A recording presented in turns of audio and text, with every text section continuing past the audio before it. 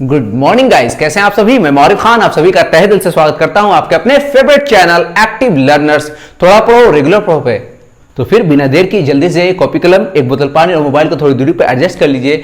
मैं नए बच्चों को तब तक बता देता हूं कि आपका ये चैनल 10th बोर्ड एग्जाम नहीं, चाहे वो सीबीएसई से हो, बिहार बोर्ड से हो या अन्य किसी भी बोर्ड के बच्चे हो, उनके लिए बहुत ही ज्यादा हेल्पफुल साबित हो रहा है। ओके, तो बिना वक्त को गवाए चलिए हम और आप दोनों आदमी मिलकर इस सेशन को ज्यादा से ज्यादा मजेदार, ज्यादा से ज्यादा इंटरेस्टिंग बनाते हैं। ओके, तो फिर चलिए आज के सेशन की शुरुआत करते हैं। आज हम लोग ओम का नियम पढ़ने वाले। जी हाँ, ओम का नियम विद्युत धारा चैप्टर का बहुत ही ज्यादा इंपॉर्टेंट टॉपिक है। चलिए फिर समझते हैं कि आखिर ये ओम का नियम क्या है, ये किन के बीच संबंध को दिखलाता है, इसे सबसे पहले किस वैज्ञानिक के प्रतिपादित किए, इन सारे सवालों के जवाब हम लोग आज ढूंढने वाले हैं। और फिर ओम के नियम का हम लोग प्रैक्टिकल इंप्लीमेंटेशन भी करेंगे, उससे रिलेटेड क्वेश्चंस भी सॉल्व करेंगे। ओके बच्चों, आइए समझते हैं। देखिए सन 1826 में जर्मनी के एक वैज्ञानिक थे सर साइमन जॉर्ज ओम। ओके, पूरा नाम क्या है? सर साइमन जॉर्ज ओम। उन्होंने ही सबसे पहले विभवांतर और विद्युत धारा के प्राबल्य के बीच एक संबंध स्थापित किया और जिसे उन्हीं के नाम पर ओम का नियम कहते हैं। ओके, किसके बीच? विभवांतर यानी भी और विद्युत धारा के प्राबल्य यानी आई के बीच। ओके ओके गाइस, तो समझते हैं क्या मैंने बताया कि सन 1826 में जर्मनी के वैज्ञानिक, पूरा नाम क्या है बच्चों? जॉर्ज साइमन ओम। उन्होंने सबसे पहले किसी चालक के सिरों के बीच, कोई चालक है, इसके सिरों के बीच के विभवांतर और इससे जो धारा प्रवाहित हो रही है उसके बीच एक संबंध स्थापित किया और एक नियम का प्रतिपादन किया जिसे उन्हीं के नाम पर हम लोग क्या बोलते हैं?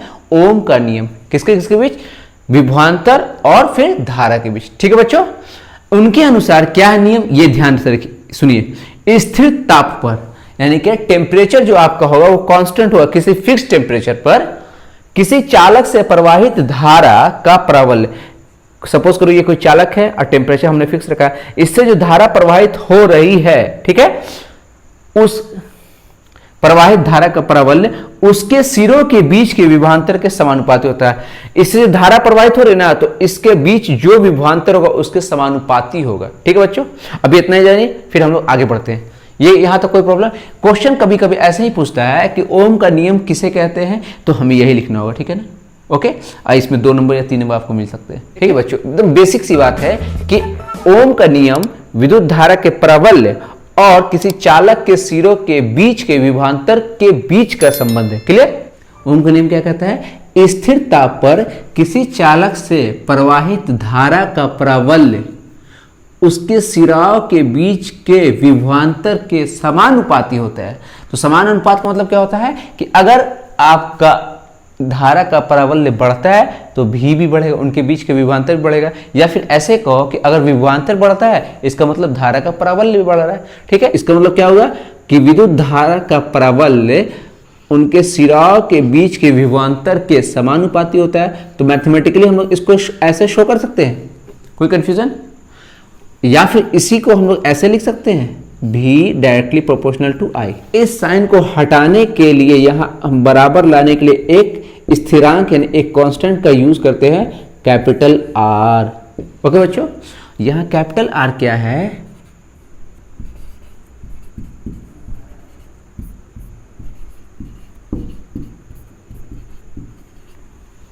ओके बच्चों, ये कैपिटल आर क्या है?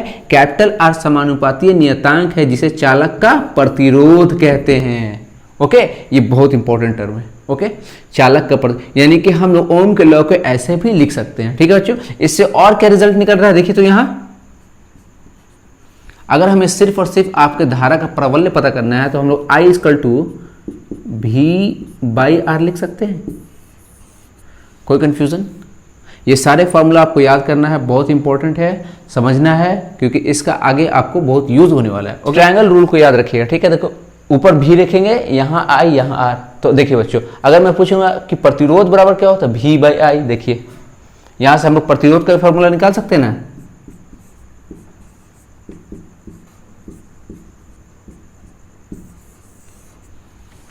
देखिए बच्चों, यहां से 3 रिजल्ट निकल रहा है। एक I बराबर आपको निकालना है तो V/R, और R बराबर क्या होगा, या प्रतिरोध बराबर V/I। तो देखो ये हमेशा, देखो बच्चों इस ट्रिक को याद रखना, V = RI, I = V/R, R = V/I। कोई कंफ्यूजन?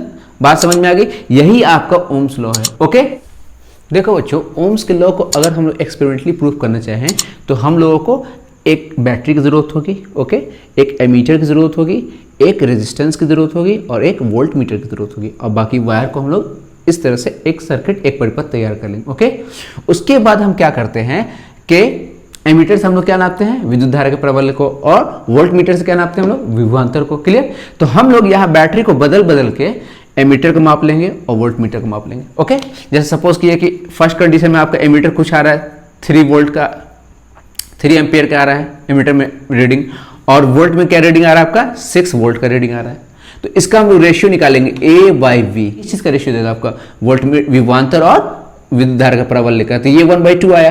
फिर हम लोग चेंज कर देंगे फर्स्ट कंडीशन में, दूसरे कंडीशन में हम लोग क्या करेंगे? फिर बैटरी को बदल देंगे, फिर रीडिंग लेंगे। यहाँ इस बार क्या आ जाएगा? ये सपोज करो 6 वोल्ट का इसको लगाते हैं तो वोल्ट मीटर आपका ये चेंज हो जा रहा है, तो इसका जब रेशियो लेंगे तो ये भी 1/2 होगा। और इस तरह से जब हम एक्सपेरिमेंट करते चलते हैं तो हमें एक कांस्टेंट मिलता है, जो रेशियो होगा ना, जो अनुपात होगा वो बराबर मिलेगा। और इससे यह सिद्ध होता है कि ओम का लॉ सही है, निर्विवाद रूप से हम लोग इसकी, और इस प्रकार हम लोग ओम्स के लॉ के निर्विवाद रूप से पुष्टि कर लेते हैं कि हाँ, विभवांतर जो होता है विद्युत धारा के समानुपाती होता है, या फिर ऐसे कहो विद्युत धारा का प्राबल्य विभवांतर के समानुपात होता है। देखो बच्चों, इसे आसान भाषा में ऐसा समझो कि घर में जब वोल्टेज ज्यादा होता है तो इसका मतलब जो करंट का फ्लो होगा वो ज्यादा होगा। बात समझ रहे हैं? वोल्टेज जब कम है इसका मतलब करंट का जो फ्लो हो रहा है वो कम हो रहा है। ठीक है, और जब हम लोग ओम के लॉ को ग्राफिकली रिप्रेजेंट करेंगे या ग्राफिकली प्रूव करेंगे तो ये एक्स एक्सिस होता है, एक्स एक्सिस पे हम लोग विभवांतर के मान को रखेंगे और वाई एक्सिस पे धारा के प्राबल्य को। और जब इसके बीच हम एक ग्राफ ड्रॉ करते हैं तो हमें हमेशा एक सरल रेखा मिलता है, और सरल रेखा ये दिखाता है, ये प्रूफ कर देता है ओम का नियम सही है, यानी कि V और I एक दूसरे के समानुपाती हैं।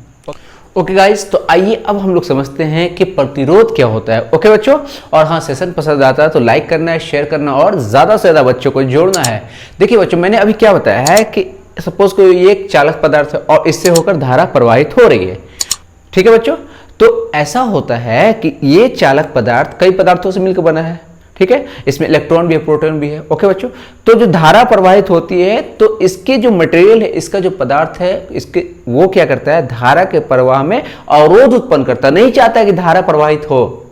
और ये जो अवरोध उत्पन्न कर रहा है, या ये जो अवरोध है, यही क्या कहलाता है? प्रतिरोध। ओके बच्चों, ठीक है बच्चों, तो ये किसी पदार्थ का या किसी चालक पदार्थ का गुण होता है जो धारा के प्रवाह को प्रवाहित होने से रोकता है। ओके बच्चों, इसे विद्युत प्रतिरोध या केवल प्रतिरोध भी कहते हैं। ओके, इसे कैपिटल R से सूचित करते हैं और इसका SI मात्रक ओम होता है। ठीक है बच्चों, आइए समझते हैं। देखो बच्चों, क्या है कि पदार्थ का वह गुण जो उससे होकर धारा के प्रवाह का विरोध करता है, मतलब नहीं चाहता है कि धारा प्रवाहित हो। ठीक है, उस पदार्थ का विद्युत प्रतिरोध या प्रतिरोध कहलाता है। क्लियर बच्चों, इसे कैपिटल R से सूचित किया जाता है, इसका SI मात्रक ओम होता है। ये बहुत इंपॉर्टेंट है सिंबल, और उसके बाद इसके SI यूनिट को हमेशा याद रखना है। अभी हम लोगों ने ओम के लॉ से ये नियम निकाला है ना, R = V/I। तो क्या हम लोग प्रतिरोध को इस तरह से ये परिभाषित कर सकते हैं कि किसी चालक का प्रतिरोध उसके सिरों के बीच के विभवांतर और प्रवाहित होने वाली विद्युत धारा का अनुपात होता है। क्लियर, इस तरह से परिभाषित किया जा सकता है। और अगर मैं आपसे पूछूं कि 1 ओम की परिभाषा क्या है या 1 ओम का डेफिनेशन क्या है, तो हम लोग प्रतिरोध का SI मात्रक क्या होता है? ओम। वोल्ट का SI मात्रक क्या होता है? V। धारा का SI मात्रक क्या होता है? एम्पियर। अगर किसी चालक के सिरों के बीच 1 वोल्ट का विभवांतर स्थापित करने पर उससे 1 एम्पियर की धारा प्रवाहित हो रही है, तो हम कह सकते हैं कि उसका जो प्रतिरोध होगा कितना होगा? 1 ओम के बराबर। तो गाइस, हम लोग 1 ओम को परिभाषित कर सकते हैं कि यदि किसी चालक के सिरों के बीच 1 वोल्ट का विभवांतर लगाने से, ठीक है ना, चालक में 1 एम्पियर की धारा प्रवाहित होती है, तो उस चालक का प्रतिरोध क्या हो जाएगा? 1 ओम के बराबर। ठीक है, और प्रतिरोध के आधार पर हम लोग पदार्थों को 3 प्रकार से विभाजित कर सकते हैं। एक होता है चालक, जिसको हम लोग, ठीक है बच्चों, सिंपल सी बात है, चालक का मतलब क्या होता है? जिससे विद्युत धारा का प्रवाह हो। और विद्युत धारा का प्रवाह किससे अच्छी तरह होगा? जिसका प्रतिरोध कम होगा। ठीक है बच्चों, तो चालकों का प्रतिरोध नगण्य होता है। के लिए बच्चों, जैसे सबसे अच्छे चालक किसको मानते हैं? चांदी को, तांबा को, एल्यूमिनियम को। कोई कंफ्यूजन? प्रतिरोधक किसे कहते हैं? प्रतिरोधक क्या होता है? एक प्रकार की युक्ति होती है, एक प्रकार का डिवाइस होता है जिसका प्रतिरोध चालक की अपेक्षा थोड़ा ज्यादा होता है। ठीक है बच्चों, और प्रतिरोध प्रतिरोधक का एक गुण होता है। क्लियर बच्चों? अब विद्युत रोधी या इंसुलेटर किसे कहते हैं? जिससे होकर विद्युत धारा बिल्कुल ना प्रवाहित हो। और विद्युत धारा क्यों प्रवाहित नहीं हो रहा? क्योंकि उसका प्रतिरोध बहुत ही ज्यादा है। बच्चों इससे एक बात और पता चलती है कि किसी भी चालक का प्रतिरोध कई बातों पर निर्भर करता है। ठीक है, आइए समझते हैं वो कौन कौन से ऐसे कारक है जो किसी चालक के प्रतिरोध को प्रभावित करते हैं। ओके गाइस, तो आइए समझते हैं कि आखिर ऐसे कौन से फैक्टर्स हैं जिसकी वजह से किसी भी कंडक्टर के या किसी भी चालक का रेजिस्टेंस यानी प्रतिरोध प्रभावित होता है या फिर उन पर डिपेंडेंट है। ठीक है बच्चों, ये 4 फैक्टर्स हो सकते हैं। पहला क्या है? तार की लंबाई या चालक की लंबाई। सपोज कि L मीटर का कोई अगर तार है तो वो डायरेक्टली प्रोपोर्शनल होगा उसके रेजिस्टेंस के। ठीक है बच्चों, हमेशा याद रखें। इसका क्या मतलब हुआ? तार की लंबाई उसके प्रतिरोध के समानुपाती होती है। ओके, जैसे सपोज कि एक तार लेते हैं आप 5 सेंटीमीटर का, दूसरा तार लेते हैं आप 10 सेंटीमीटर का, तो 10 सेंटीमीटर वाले का प्रतिरोध ज्यादा होगा और 5 सेंटीमीटर वाले का प्रतिरोध कम होगा। बात समझ रहे हैं? और दूसरा कंडीशन क्या है? तार का क्षेत्रफल यानी उसकी मोटाई। किसी भी चालक का जो क्षेत्रफल है, ठीक है बच्चों, वो उसके रेजिस्टेंस का व्युत्क्रमानुपाती कर्मानुपाती होता है। मतलब क्या हुआ? अगर आपके पास 2 वायर है, एक पतला वायर है दूसरा मोटा वायर है, तो जो मोटा वायर होगा उसका प्रतिरोध कम हो जाएगा और जो पतला वायर है उसका प्रतिरोध ज्यादा हो जाएगा। व्युत्क्रमानुपाती कर्मानुपाती का मतलब क्या है? अगर आप क्षेत्रफल बढ़ाते हैं तो प्रतिरोध कम हो जाएगा, क्षेत्रफल कम प्रतिरोध ज्यादा। ओके, तीसरा क्या कहता है? तार या चालक पदार्थ, यानी कि आपका जो चालक पदार्थ है वो किस चीज का बना है। सपोज कि आपके पास 3 तरह के तार हैं, एक एल्युमिनियम का, दूसरा कॉपर का और तीसरा चांदी का है। जाहिर सी बात है चांदी का प्रतिरोध सबसे कम होगा। बात समझ रहे हैं? ओके, और लास्ट क्या है? चालक के ताप पर। जी हाँ बिल्कुल, असल में क्या होता है, आपका रेजिस्टेंस जो होता है टेम्परेचर के डायरेक्टली प्रोपोर्शनल होता है। अगर आप ताप बढ़ाते हैं तो बहुत से चालकों का आपका प्रतिरोध बढ़ता है। कोई कंफ्यूजन? अभी हम लोगों ने क्या फाइंड किया कि R is directly proportional to L/A, जहां R प्रतिरोध है चालक का, L क्या है? चालक की लंबाई, और A चालक या तार का क्षेत्रफल। अनुप्रस्थ काट पे हम लोग डिस्कस करते हैं। ओके बच्चों, जब देखिए बच्चों यहाँ तक कोई किसी कंफ्यूजन? अब हम लोग इस स्थिरांक को हटाने की, देखिए बच्चों इस स्थिरांक को हटाने के लिए हमने एक सिंबल का इस्तेमाल किया जिसे हम लोग रो पढ़ते हैं। ओके, रो क्या है? प्रतिरोधकता है। ये फॉर्मूला याद रखना, R equal to rho into L/A। ठीक है बच्चों, आइए बच्चों अब समझते हैं कि प्रतिरोधकता क्या होती है। जैसे हम लोगों ने पढ़ा कि प्रतिरोध, ठीक उसी प्रकार से प्रतिरोधकता भी किसी भी पदार्थ का एक गुण होता है। प्रतिरोधकता किसी भी पदार्थ का एक महत्वपूर्ण गुण होता है। धातु तथा मिश्र धातु की प्रतिरोधकता बहुत कम होती है। यही वजह है कि उसका प्रतिरोध भी कम हो जाता है, और जब प्रतिरोध कम होता है तो उससे धारा का प्रवाह बहुत आसानी से हो जाता है। ठीक है ना? जैसे चांदी की प्रतिरोधकता अन्य पदार्थों की तुलना में कम होती है, इसलिए चांदी सबसे अच्छा चालक माना जाता है। और इसी प्रकार विद्युत रोधी जो पदार्थ है तो उसकी प्रतिरोधकता भी ज्यादा होगी, तो प्रतिरोधकता ज्यादा होती है इसलिए उसका प्रतिरोध भी ज्यादा होता है। बात समझ रहे? प्रतिरोधकता और प्रतिरोध दोनों एक दूसरे के समानुपाती है। ठीक है, और विद्युत रोधी पदार्थों की प्रतिरोधकता का मान बहुत अधिक होता है क्योंकि उसका प्रतिरोध भी अधिक होता है। ठीक है बच्चों, ये बहुत इंपॉर्टेंट लाइन है कि प्रतिरोधकता का एसआई मात्रक क्या होता है? ओम मीटर। ये ऑब्जेक्टिव में जरूर आता है कि प्रतिरोधकता का एसआई मात्रक क्या होता है? ओम मीटर। मिलाकर कहने का मतलब ये है कि अगर किसी चालक पदार्थ का प्रतिरोध कम है तो उसकी प्रतिरोधकता भी कम होगी। ठीक है, प्रतिरोध ज्यादा है मतलब उसकी प्रतिरोधकता भी ज्यादा होगी। दोनों एक दूसरे से संबंधित ही हैं। आइए समझते हैं कैसे। देखिए बच्चों, अभी हम लोगों ने क्या फॉर्मूला पढ़ा? R equal to rho L/A। बात समझ में आ रही है? यहाँ रो क्या है? आपकी प्रतिरोधकता है। अगर मैं आपसे कहूं कि सिर्फ हमें प्रतिरोधकता के बारे में पता करना है तो क्या हम लोग नहीं लिख सकते RA/L? यहाँ एक देखिए बहुत इंपॉर्टेंट बात है, क्या हम लोग rho is directly proportional to R नहीं लिख सकते हैं? इससे एक रिजल्ट मिल रहा है ना। मतलब अगर किसी भी चालक पदार्थ की प्रतिरोधकता ज्यादा है तो उसका प्रतिरोध भी ज्यादा होगा, अगर प्रतिरोधकता कम है तो प्रतिरोध भी कम होगा। देखो गाइस, ये कुछ पदार्थ हैं और ये इनकी प्रतिरोधकताएं हैं। इसके मान को आपको हूबहू याद करना होगा क्योंकि एग्जाम में कभी कभी क्वेश्चन देता है। इसमें से आपको कॉन्स्टेंटन, मैग्नीन और नाइक्रोम, ये जो मिश्र धातु है, इनके आपको अवयव को याद करना है, इसके कंपोनेंट को याद करना बहुत जरूरी है कि आखिर ये किससे किससे मिलकर बना है। जैसे कॉन्स्टेंटन कॉपर और निकल से मिलकर बना है, मैग्नीन कॉपर, मैंगनीज और निकल से, और नाइक्रोम निकेल, क्रोमियम, मैंगनीज और लोहा से मिलकर बना है। ये बहुत इंपॉर्टेंट है, ऑब्जेक्टिव क्वेश्चंस इससे रिलेटेड। ओके बच्चों, आइए अब हम लोग अपने कंसेप्ट को और बेहतर बनाने के लिए हमेशा की तरह कुछ क्वेश्चन सॉल्व करते हैं। ओके बच्चों, ओके गाइस, तो आइए इस क्वेश्चन को समझते हैं। क्या कहता है? एक प्रतिरोधक यानी कि एक रेसिस्टर है कि सिरों पर बैटरी जोड़ने से वोल्ट मीटर का पठन 10 वोल्ट मिलता है। ठीक है, तो ये 10 वोल्ट क्या होगा बच्चों? वेरी गुड, विभवांतर। वोल्ट मीटर क्या नापता है हमारा? विभवांतर।